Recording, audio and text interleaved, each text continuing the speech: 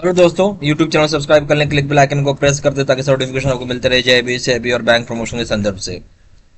हम लोग यहाँ बात करें Baroda UP bank promotion exam का प्रीवियस क्वेश्चन से क्लर्क्स ऑफिसर का। क्वेश्चन बैंक स्टार्ट करने से पहले यहाँ छोटा सा अनाउंसमेंट है। यहाँ हमारे पास Baroda UP bank promotion exam का क्लर्क्स ऑफिसर का कोर्स कंटेंट होता है जो कि purely for Baroda UP bank promotion exam के लिए बनाया जाता है। जहाँ आपका वीडियो लेक्चर कोर्स हो जाएगा जो कि कवर करेगा पूरा इंटायर सिलेबस को। सर्कुलर्स की वीडियोज हो जाएंगे। लेटेस्ट होगा सितंबर 2024 का। नोट्स हो जाएगा पीडीएफ में, हिंदी पीडीएफ का नोट्स हो जाएगा। क्वेश्चन आंसर डिस्कशन की वीडियो हो जाएगा। 3000 से क्वेश्चन बैंक हो जाएंगे पीडीएफ में। 20 मॉक टेस्ट हो जाएंगे। प्राइस रखा गया है 2000 रुपये 6 महीने की वैलिडिटी के लिए, 3000 रुपये लाइफ लॉन्ग वैलिडिटी के लिए।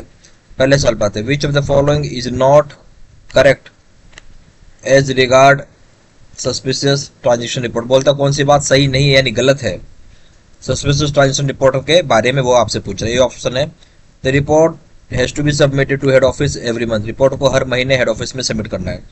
बी ऑफिस से, once a transaction is identified as suspicious same should be reported to respective zonal office within the prescribe time frame. बोलता है एक बार ट्रांजेक्शन पता चल गया कि ये सस्पिशियस इसी चीज का रिपोर्ट आपको जोनल ऑफिस से भेजना होगा प्रेस्क्राइब टाइम फ्रेम के अंदर।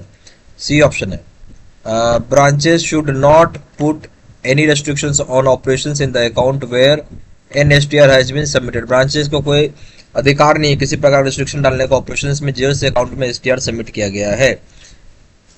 डी ऑप्शन है, customer should not know about STR filed in the account. Customer को पता नहीं चलना चाहिए कि उसके अकाउंट में STR फाइल किया गया। अब इसमें बात है कौन सी बात गलत है सस्पिशियस ट्रांजेक्शन रिपोर्ट के बारे में, वो आपसे पूछ रहा है। जो ए ऑप्शन बोल रहा है कि रिपोर्ट को सबमिट किया जाता है हेड ऑफिस में हर एक महीने, ये गलत हो गया, ऐसा कुछ नहीं है। बी ऑप्शन है कि एक बार ट्रांजेक्शन आइडेंटिफाई हो जाए सस्पिशियस, उस चीज को रिपोर्ट आप जोनल ऑफिस में करेंगे प्रेस्क्राइब टाइम फ्रेम में, ये बात बिल्कुल सही है। फिर हो जाएगा, ब्रांचेस किसी प्रकार का रिस्ट्रिक्शन, सी ऑप्शन क्या है, ब्रांचेस किसी प्रकार का रिस्ट्रिक्शन नहीं लगाएगी STR पे जो सबमिट किया गया, ये भी सही है। डी ऑप्शन हो जाएगा, यहाँ पे कस्टमर जो होगा उसे पता नहीं चलना चाहिए कि STR फाइल किया गया उसके अकाउंट में, ये बात भी सही है। तो गलत क्या हो गया, ए ऑप्शन।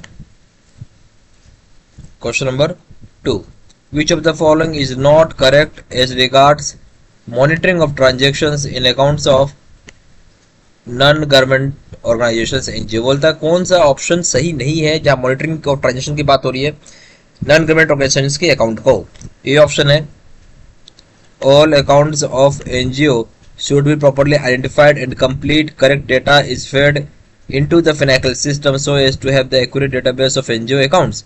बोलता सारे अकाउंट जो होगा एनजीओ के उसके प्रॉपर्ली आइडेंटिफाई होना, कंप्लीट एक्यूरेट डेटा फिट करेंगे फाइनेंशियल सिस्टम में ताकि एक्यूरेट डेटाबेस आपको बन सके एनजीओ अकाउंट में। बी ऑप्शन हो जाएगा, all NGO accounts should be in compliance with extent KYC AML safety guidelines. सारे एनजीओ अकाउंट्स इन कंप्लायंस होंगे आपके केवाईसी एएमएल सेफ्टी गाइडलाइंस के हिसाब से। सी ऑप्शन हो जाएगा, transactions in the account are properly scrutinised with enhanced due diligence on continuous basis. बोल transactions जो होंगे अकाउंट में पूरा प्रॉपर्ली स्क्रूटनाइज होगा, इनहैंस्ड होना चाहिए ड्यू डिलिजेंस कंटिन्यूअस बेसिस के ऊपर। डी ऑप्शन है, a monthly report regarding satisfactory conduct of NGO account has to be submitted to ZO. Monthly report जो होगा satisfactory conduct of NGO account का इसको सबमिट करेंगे हम कहाँ, जेडो यानी जनरल ऑफिस में। अब यहाँ पे क्या क्या बातें हैं वो आप समझो। यहाँ पे कौन सी ऑप्शन गलत हो आपसे पूछ रहा है। ये ऑप्शन बोल रहा है कि सारा अकाउंट जो है एनजीओ का प्रॉपर्ली आइडेंटिफाई होना चाहिए और कंप्लीट एक्यूरेट डेटा फिट होना चाहिए फाइनेंशियल सिस्टम ताकि आपको एक्यूरेट डेटाबेस बन सके एनजीओ अकाउंट्स का, ये बात बिल्कुल सही है। बी ऑप्शन बोलता है सारा एनजीओ अकाउंट इन कंप्लायंस होना चाहिए with extent of KYC AML safety guidelines के हिसाब से, बात भी सही है। सी ऑप्शन ट्रांजेक्शंस उस अकाउंट में जो कि प्रॉपर्ली आइडेंटिफाई होना चाहिए, प्रॉपर्ली स्क्रूटनाइज होना चाहिए इनहैंस ड्यू डिलिजेंस के मुताबिक और लगातार इन कंटिन्यूअस बेसिस पर होना चाहिए, भी सही है। डी ऑप्शन हो जाएगा, मंथली रिपोर्ट जो होगा regarding satisfactory conduct of NGO account इसके बारे में आप सबमिट करेंगे कहाँ, जेडोक में, ये भी सही है। सही नहीं, ये गलत हो गया। जो monthly conduct of satisfactory conduct of NGO account को आपको जेडो में सबमिट करने की कोई आवश्यकता ही नहीं है, ये गलत ऑप्शन है, ठीक है। तो सही यहाँ पे गलत क्या वो पूछ रहा था, डी ऑप्शन। क्वेश्चन नंबर 3 में आइए, in case of medium risk customer category full KYC should be opted in. बोलता है जो medium risk customer category full KYC आपको कितने साल में ऑप्ट इन करना होगा। ऑप्शन 3 इयर्स, बी ऑप्शन है 5 इयर्स, सी ऑप्शन है 8 years, D option 10 years, C option C 8 years. Question number 4 में आइए, in case of high risk customer category full KYC should be opted in. बोलता है जो high risk customer category full KYC आपको opt in करना होगा। A option 1 year, B option 2 years, C option 3 years, D option है 5 years, सही option हो जाएगा बी 2 इयर्स में। क्वेश्चन नंबर 5 में आइए, विच of the following document is not officially valid document, बोलते हैं इनमें से कौन सा डॉक्यूमेंट जो ऑफिशियली वैलिड डॉक्यूमेंट नहीं है। ये option Aadhaar card, B option national population register, C option है पैन कार्ड, डी ऑप्शन है job card issued by NREGA. देखिए यहाँ क्या पूछ रहा है, नॉट ऑफिशियली वैलिड केवाईसी। तो केवाईसी में 6 केवाईसी माना जाता है, ठीक है। इसमें क्या होता है, केवाईसी की सबसे बड़ी खास बात क्या है कि आपका उसमें फोटो भी रहेगा, और साथ ही साथ एक चीज और रहेगी जिसके नाम है एड्रेस, यानी फोटो प्लस एड्रेस अगर दोनों रहेगा तो आपका एक ऑफिशियल वैलिड डॉक्यूमेंट माना जाएगा, ठीक है। तो आधार कार्ड है फोटो प्लस एड्रेस दोनों है, नेशनल पॉपुलेशन रजिस्टर में फोटो प्लस एड्रेस दोनों है, पैन कार्ड में सिर्फ फोटो एड्रेस नहीं है, जॉब कार्ड में फोटो प्लस एड्रेस दोनों होता है जो नरेगा इशू करती है। सही ऑप्शन हो जाएगा सी।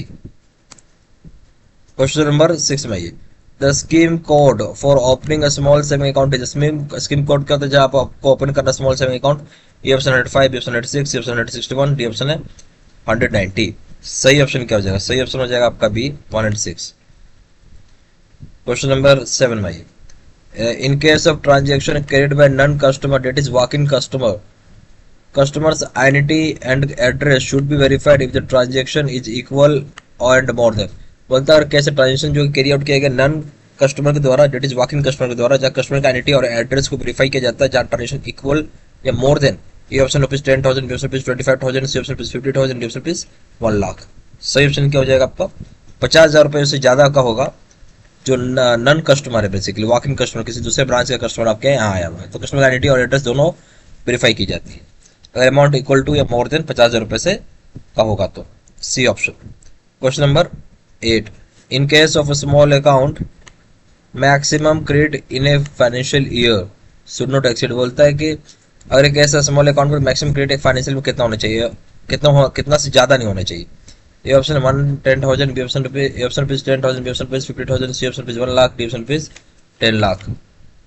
तो सही ऑप्शन क्या हो जाएगा इस केस में, सही ऑप्शन हो जाएगा 50,000 रुपये से ज्यादा एक्सीड नहीं होने चाहिए, 50,000 B option. Question number 9 at any particular point of time balance in small account should not exceed. बोलते किसी particular point of time balance जो होगा अकाउंट में एक्सीड नहीं होना चाहिए। ये ऑप्शन है rupees 10,000, B option rupees 50,000, C option rupees 1 lakh, D option rupees 2 lakh. सही ऑप्शन हो जाएगा बी रुपीज 50,000 से ज्यादा एक्सीड नहीं होना चाहिए, बी ऑप्शन। क्वेश्चन नंबर 10 में आइए counterfeit currency report has to be submitted within dash dash from the occurrence of transaction. जिस समय से काउंटरफिट यानी जाली करेंसी रिपोर्ट आपको सबमिट करना हो कितने दिन के अंदर अंदर, जिस दिन से आपको ऐसा जाली नोट पाया गया ट्रांजेक्शन में। ये ऑप्शन है 7 working days, B option 15 working days, C option 30 working days, D option है 60 वर्किंग डेज। सही ऑप्शन हो जाएगा ए 7 वर्किंग डेज में करना है। यह हमारे पास बड़ौदा यूपी बैंक का promotion jam clerks officer course content होता है जो कि purely for Baroda UP bank promotion jam के लिए बनाया जाता है, जहाँ आपका वीडियो लेक्चर कोर्स हो जाएगा जो कि कवर करेगा इंटरनल सिलेबस को, सर्कुलर्स की वीडियोस हो जाएंगे, नोट्स हो जाएंगे पीडीएफ में और हिंदी पीडीएफ के नोट्स हो जाएगा, क्वेश्चन और डिस्कशन की वीडियोस हो जाएगा, नोट्स 3,000 क्वेश्चन बैंक हो जाएगा पीडीएफ में, 20 मॉक टेस्ट हो जाएगा। प्राइस रखा गया 2,000 रुपये 6 महीने की वैलिडिटी के लिए, 3,000 रुपये लाइफ लॉन्ग वैलिडिटी के लिए।